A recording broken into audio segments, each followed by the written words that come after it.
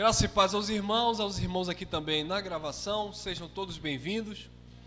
Vamos trazer aqui esse entendimento, a sabedoria que vem de Deus, a inteligência espiritual. Todos nós precisamos adquirir inteligência espiritual, o conhecimento que vem do alto. O apóstolo Tiago, ele disse que toda boa dádiva, todo dom perfeito, vem do alto, descendo do Pai das luzes. Olha o que disse o apóstolo Paulo na carta aos Colossenses, no capítulo 1, versículo 9. Disse Paulo: por esta razão, também nós, desde o dia em que ouvimos, não cessamos de orar por vós e de pedir que transbordeis de pleno conhecimento da sua vontade, em toda a sabedoria e inteligência espiritual. O problema é que a tradição religiosa nos ensinou a ter uma sabedoria humana, carnal, acerca das coisas de Deus. O apóstolo Paulo disse que o homem natural ele não consegue discernir, compreender as coisas de Deus. Por quê? Porque ele julga tudo no sentido natural. Deus, ele é espírito. Jesus disse que Deus é Pai dos espíritos, que Deus procura os verdadeiros adoradores que o adorem em espírito e em verdade. E como que eu vou me relacionar com esse Deus que é espírito? O conhecendo por meio de um entendimento carnal. Não tem como. Para conhecer Deus, para conhecer a sua palavra, para entender o evangelho, eu preciso neutralizar a minha vontade humana, o meu entendimento religioso, para começar a estudar e compreender a mente de Cristo. O apóstolo Paulo disse que nós temos a mente de Cristo. Ter a mente de Cristo, abençoados, é compreender que a vontade dele, que é boa, perfeita e agradável, não é uma vontade nossa. Muitas pessoas se frustram porque dizem assim: mas quando eu peço algo a Deus que Deus não me dá, por que será? Quando eu sonho com algo e Deus não realiza na minha vida, por que será? Você já parou para analisar mais de 7 bilhões de seres humanos na face da Terra? Deus tivesse que realizar todo o desejo do ser humano? Não, por quê? Porque o próprio Deus, ele já nos deu uma mentalidade, faculdades, entendimento, para buscar os nossos próprios objetivos. E aquele que busca, aquele que como disse o próprio Jesus, aquele que bate, a porta se abre. Mas quando Jesus disse aquele que bate, a porta se abre, Jesus não está dizendo que é para bater nele que ele vai abrir a porta. É você bater e a porta se abrirá na sua vida. Quando Jesus disse pedir e recebeis, não é no sentido de ter que pedir a Deus que você vai receber. Eu preciso entender isso de uma forma mais ampla, para eu não me tornar um religioso, sem conhecimento, sem inteligência de Deus, para ficar: Senhor, eu quero uma casa. Senhor, eu quero um carro. Senhor, eu quero minha saúde. Senhor, eu quero isso. Pedis, dá-se-vos-á. Você pede a quem? Claro, a primeira pessoa, quem você consulta é Deus. Mas você não vai ficar de braços cruzados, você vai à luta. Um exemplo que eu vou dar aqui, bem simples. Você está com um problema de saúde. Você pede a Deus a cura. É claro que você vai pedir a Deus. Vai pedir a quem? A Deus. Pedir, dá-se-vos-á. Mas como você vai receber se você não se propõe, não se predispõe a querer isso, a buscar isso? Tudo bem que nós sabemos que temos um tempo determinado, mas eu preciso pedir a Deus a minha saúde e fazer por onde que essa saúde chegue na minha vida. O camarada, ele tem medo de morrer de câncer, mas ele está se acabando no cigarro. Ele tem medo de ter uma doença no fígado, alguma coisa, mas ele está se acabando na cachaça. Irmão, mas eu já pedi a Deus, minha esposa fez campanha, O pastor orou, derramou óleo, derramou água, derramou azeite, derramou tiner, derramou tudo, mas nada funcionou. É igual, eu quero ter uma vida melhor, eu quero proporcionar uma vida melhor para minha família. Senhor, eu quero condição. Pronto, você pediu a Deus? Agora vá à luta, porque não vai cair do céu. Pelo contrário, Jesus ensinou um princípio interessante. Ele disse que o sol nasce para todos e a chuva cai para todos, bons e maus. Pronto. Só aí eu já entendo que eu não tenho que ser um religioso fanático, onde eu acho ou me coloco no direito de questionar Deus na minha vida, porque eu pedi algo e Deus não me deu. Isso é falta de inteligência e sabedoria espiritual. E Paulo disse que orava para que a igreja tivesse discernimento e sabedoria espiritual, para que não fosse como o povo de Corinto, que ficava ali na carnalidade, entendendo tudo ao pé da letra, querendo praticar obras da carne e relacionando aquilo com Deus. E Paulo disse, não é assim. Eu preciso compreender, abençoados, o seguinte: qual é o plano que é bom, perfeito e agradável de Deus na minha vida? A primeira coisa que eu preciso me realizar é: eu sou um filho de Deus e a minha vida não se resume a essa roupa, não se resume a isso aqui. Isso tem que estar impregnado na minha mente, no meu coração. Eu preciso ter certeza disso. Eu sou um filho de Deus e detalhe, eu não conquisto isso, eu fui conquistado para isso. Eu não pago preço para ser um filho de Deus. Eu não barganho com Deus para um dia ir morar na eternidade. É um presente que Ele nos deu e eu preciso valorizar isso. Isso é um entendimento espiritual. Enquanto os carnais estão aí hoje pela manhã, pagando preço, fazendo voto, fazendo campanha, eu não preciso nada disso, eu só creio. E quando eu estou seguro disso, isso me dá tamanha disposição a viver as coisas da vida de uma forma mais simples. Por quê? Porque eu entendo que o meu mundo espiritual, o Papai do Céu já preparou tudo. Por isso que Paulo disse aos Colossenses 2,10: estais perfeitos nele, que é o cabeça de todo o principado e potestade. E aqui, o que é que a gente vai fazer? Correr atrás com as forças que Deus nos deu. Vocês sabem o que é milagre? É uma ação de Deus na impossibilidade do homem. Eu acredito em milagre. Milagre é aquilo que eu, Elcio, não posso fazer e milagrosamente acontece, chegou na minha vida. Milagre é aquilo que o homem não pode agir, Deus age. Então eu acredito em milagre. Agora existe coisa que na nossa vida nunca será milagre. Será por busca sua, dedicação sua e esforço seu.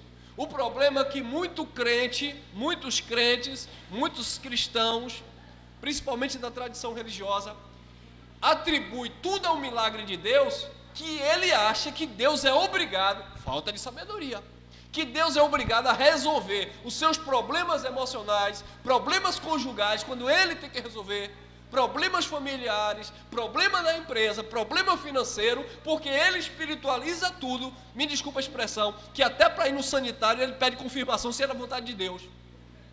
Ele não tem sabedoria espiritual, porque ele relaciona tudo. Você já viu? Eu tenho certeza que alguns de nós até já fomos dessa forma. Não, irmão, porque tudo é espiritual. A começar pela própria liderança que espiritualiza tudo. Não, porque isso aqui é um altar santo e você não pode pisar num lugar que é consagrado. Nós éramos de lugares que, se um irmão comum, entre aspas, chegasse e tocasse no violão do levita, o pastor já ameaçava. Por que você tocou? Isso aqui é ungido. Isso aqui é para quem foi separado por Deus. Olha que coisa. Aí você já começa a ver o levita, tá? O pastor, o homem, como seres superiores a você.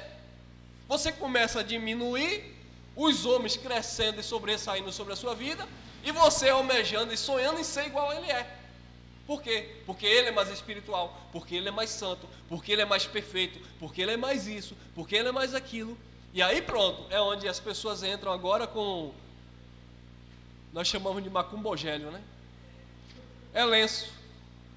Mas era só um lenço. Cadê? Tem algum pano aqui, né? Pega um pano, mas era só um pedaço de pano. Aqui.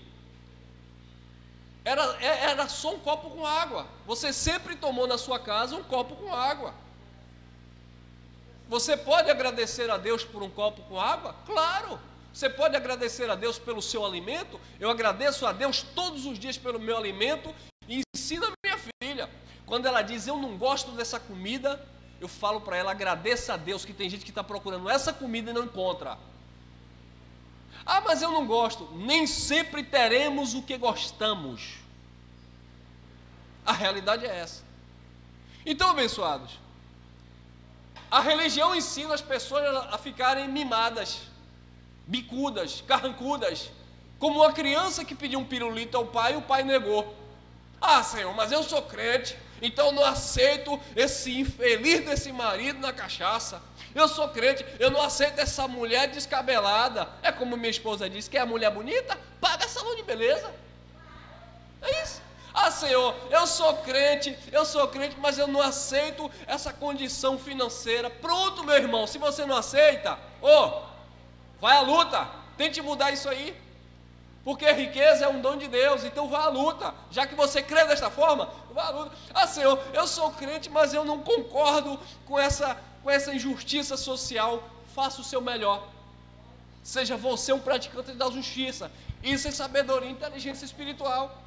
A minha filha estava comigo ontem no carro, foi ontem, meu Deus, ou foi anteontem, não me lembro agora.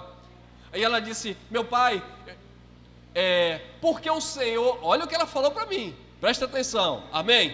Olha o que ela falou, meu pai, porque o Senhor não é bom com todo mundo? Olha o que ela falou, porque o Senhor não é bom com todo mundo? Agora isso tem um contexto, né? Eu falei, por quê, filha? Não, porque o Senhor naquele dia ajudou fulano, o Senhor naquele dia deu um bolo a Beltrano, o Senhor naquele dia pagou café para tal, mas tem gente que precisa e o Senhor não ajuda. Aí eu expliquei para ela, querida, e minha filha, entenda uma coisa, eu não posso abraçar o mundo. Se seu pai pudesse, seria bom, nesse sentido que ela entende, para todos.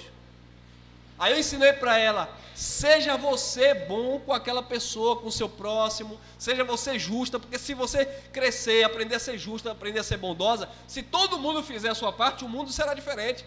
Mas ela queria me atribuir a responsabilidade como se eu tivesse que abraçar o mundo.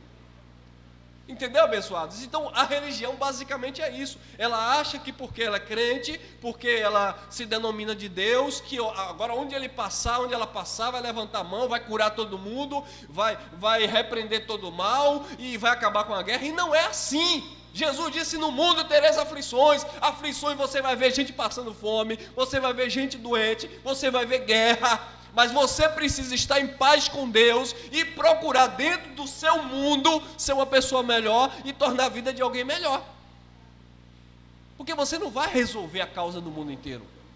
Mas a minha filha, não entendendo, aí ela disse ainda, eu quero ser muito rica, para eu dar dinheiro a um bocado de gente, para eu ajudar um bocado de gente, para as pessoas não precisarem pegar um pedaço de pão na rua para comer. Eu falei, pronto, olha que conversa que eu estou tendo com a menina de 7 anos, né? Eu falei para ela, ponto, você chegou no assunto que eu queria agora. Quando o papai diz para você comer o pão e não jogar o pedaço fora, o que o papai está te ensinando? A economizar, a não desperdiçar. Se você quer alimentar alguém que está faminto, como é que você come um pedaço de pão e joga outro pedaço no lixo? Alguém vai precisar daquele pedaço. Pega aquele pedaço e dê a alguém. Ensinando de uma forma simples na linguagem dela. Aí ela, é por isso? Eu falei, é por isso, minha filha. Porque se você quer ajudar alguém, você tem que começar primeiro por você. Se você quer abençoar alguém, você tem que entender isso. E aí, encerramos a conversa. Então, queridos, a religião parece criança, que fala grego, que não entende. Quando Jesus dizia uma coisa, a religião entendia outra. Jesus dizia, se vocês não comerem da minha carne, não beberem do meu sangue, vocês não têm parte comigo. Até hoje, o povo está comendo um pedaço de pão, tomando um copo de suco, dizendo que é aquilo que faz com que eles tenham paz com Deus, ou vida, comunhão com Deus. E não é. Por quê? Porque falta isso aqui, sabedoria e inteligência espiritual.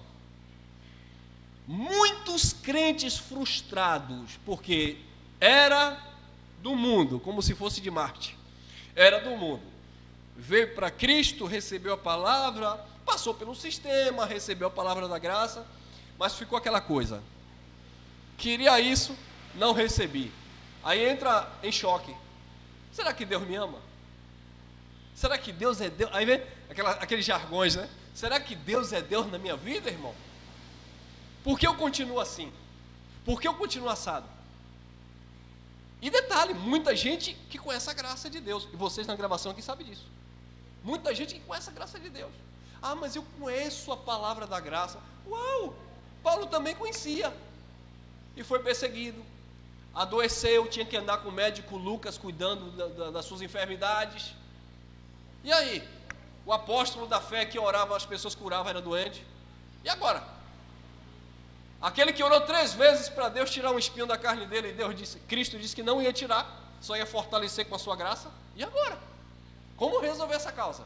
Mas eu tiro isso da Bíblia, os pregadores, tira isso da Bíblia e joga para as pessoas a incapacidade, a falta de fé, a falta de sacrifício, a falta de dedicação no templo, a falta de busca pelo Espírito no monte. As pessoas culpam, os líderes culpam as pessoas dos seus fracassos. Seu casamento está assim, é porque o diabo está agindo. Não é o diabo, você tem que ver se tem alguma coisa que você possa fazer para melhorar. Não é porque não é o capeta, é as pessoas que estão encapetando tudo. Falta de sabedoria. Mas eu pedi, irmão querido, não é porque você pediu. Eu sempre falo, volto a repetir, sempre irei falar essa frase: oração não vai mudar absolutamente o plano de Deus a teu respeito. Toda oração, e o próprio Jesus ensinou isso. Pai, tira de mim esse espinho, todavia seja feito.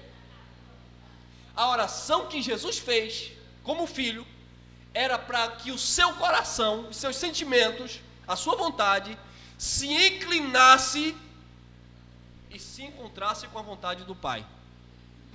A oração que nós fazemos, a oração e a petição que nós fazemos, não é para mudar os projetos de Deus, é para mudar o meu coração, a minha concepção em relação à vontade de Deus.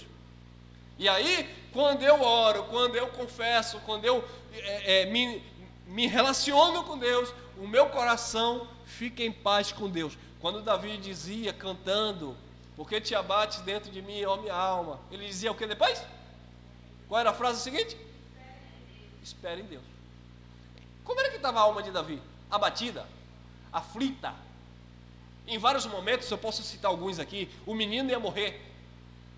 Ele adulterou, enviou o soldado para morrer na frente da guerra. O menino ia morrer, alma aflita. O profeta veio e disse: olha, você plantou, vai colher, meu filho. Ah, mas eu sou rei de Israel. Não importa, a colheita é para todos. Ah, mas eu sou muito ungido. Imagine Davi olhando para o profeta Natã e dizendo assim: Natã, você não sabe? Deus disse que achou em mim um coração segundo o seu coração. E Natã dizendo: mesmo assim, mesmo Deus te amando, não tem jeito. Você plantou na carne que você vai colher. E a alma de Davi ficou aflita, porque te abate dentro de mim, ó minha alma, espera em Deus. Mas Davi, ele tinha isso aqui, ó: sabedoria, conhecimento e inteligência espiritual. Quando a criança morreu, ele levantou da sua oração, do seu jejum lá, da sua busca pela restauração na vida da criança, lavou o rosto e foi para o templo adorar a Deus. Ninguém entendeu nada. Ué, o menino estava vivo, ele estava se acabando, chorando e gritando. Agora que o menino morreu, eu estou pensando que ele ia se desviar, ele se alegrou. Davi disse: eu vou fazer o quê? Agora eu vou adorar o Pai. Mesma coisa era Jó. Todos os personagens de Deus na Bíblia, você vai ver que no momento da fraqueza, no momento da perca, no momento da dor, aí que eles ganhavam força. Hoje você olha para os crentes, ao contrário. Está tudo bem, cartão de crédito, cartão de débito, emprego, carro, tudo ok, está tudo favorável, tudo tranquilo. Basta uma coisa, sair ali do normal dele, aí ele já começa: pastor, o que é que está acontecendo? E não sei o quê. O pastor que não é bobo nem nada. Sacrificar, irmão. Pagar o preço, irmão. Mas pastor, eu continuo daquela mesma forma. Ah, irmão, não está não, porque a Bíblia diz que não vem maldição sem causa. E aí começa a culpar as pessoas. Começa a arrancar o entendimento das pessoas, sabe? E escravizar a mente das pessoas. As pessoas esquecem que nós estamos sujeitos a bactérias, sujeitos a problemas de saúde, sujeito a dívida, sujeito a dor, sujeito a isso que nós chamamos de vida. Porque se você sonha com um sonho perfeito, se você sonha com algo perfeito, não é na tua carne, é no teu espírito. Ô irmão, assim você desanima o povo. Então eu vou para aquela igreja que o pastor diz: olha, quem está doente vai ser curado, quem está desempregado vai receber emprego, e quem está com fome, Jesus vai abrir as portas e tal. E aí eu, uau! Mas eu tenho uma notícia para vocês: a maioria dessas pessoas continua doente, continua desempregado, mas a sensação que é enganosa na mente alimentou um sentimento enganosamente de que para ele está tudo certo, mas não está certo, porque quando ele colocar a cabeça no travesseiro à noite, vem a depressão, a insatisfação, o medo. Ele só é crente dentro do templo porque o pastor está gritando e levantando a mão, mas quando ele se vê sozinho, ele se sente um fracassado, um derrotado, um inútil. E só Deus conhece ele naquele momento. Porque é fácil no meio das pessoas, e é isso que a gente aprendeu na religião, supostamente manifestar uma santidade, e que como se tudo estivesse muito bem, e glória a Deus, e aleluia, e vai e grita, tudo bem, uma satisfação momentânea. Mas quando você saiu dali, a vida continua. Amanhã tem que resolver aquele problema na escola, tem que resolver o problema com esse filho, tem que pagar aquela conta, tem que chegar lá e acertar aquilo que está errado, e a vida continua. E Deus está onde? Saiu da sua vida? Não, continue você. Continue você. Quando Paulo disse assim: posso todas as coisas naquele que me fortalece, é todas as coisas mesmo. Está difícil, está chorando, está sentindo dor. Gente, se você quer ver um povo se encher de Deus, é no momento que o médico chega assim e diz assim: ó, acabou. Acabou, por mim, pode levar para casa.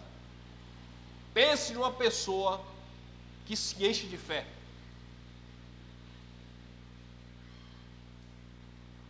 Pense numa pessoa que não tem mais medo de morte, que ignora a dor, que passa a amar todo mundo, que passa a perdoar todo mundo, porque o médico disse para ele: acabou.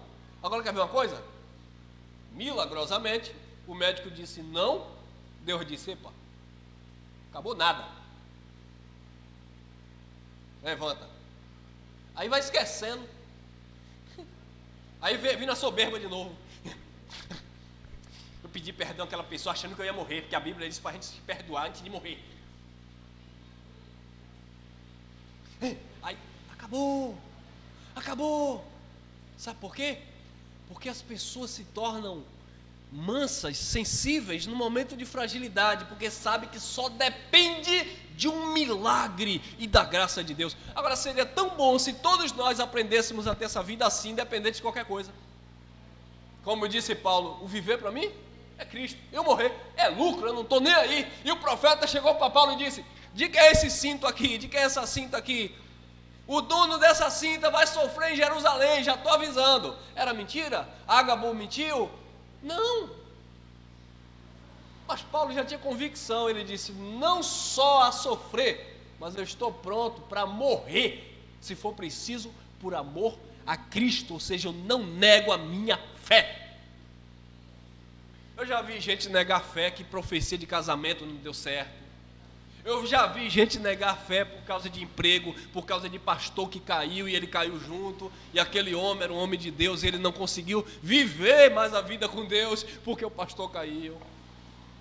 Então você vai ver esse tipo de gente abençoada. Por quê? Porque falta isso aqui, ó. Mas que você nesse dia, você que me acompanha aqui, não sei se é à tarde, à noite, que você seja cheio da sabedoria, da plenitude de Deus. Não estou dando uma de perfeito como se eu não tivesse os meus problemas. Mas os meus problemas são todos resolvidos quando eu ativo a minha mente e a sabedoria e a inteligência espiritual. Porque quando eu entendo isso aqui, eu começo a perceber que essa cor aqui um dia não vai existir. Que a saúde, que a juventude vai passar. Como disse o sábio Salomão, tudo é vaidade. Mas o que vai ficar, o que vai te conduzir, é uma mentalidade fortalecida para você desfrutar do reino de Deus na tua mente e, consequentemente, valorizar a vida que Deus te deu. E um dia você ter a certeza que quando a tua carne descer ao pó, você que veio de Deus, o teu espírito, voltará para a eternidade. E isso ninguém pode roubar de você. Amém? Graça e paz. Graça eterna.